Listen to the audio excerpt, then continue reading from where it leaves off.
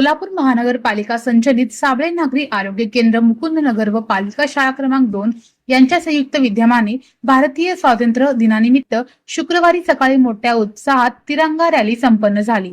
सदरची rally वैद्यकीय अधिकारी doctor विजय चौगुले व मुख्याध्यापिका संगीता जाधव यांच्या मार्गदर्शनाखाली पार पडली।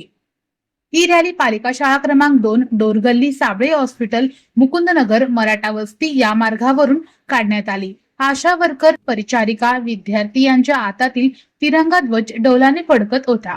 वंदे मातरमच्या घोषणांनी सारा परिसर दुमदुमून गेला होता।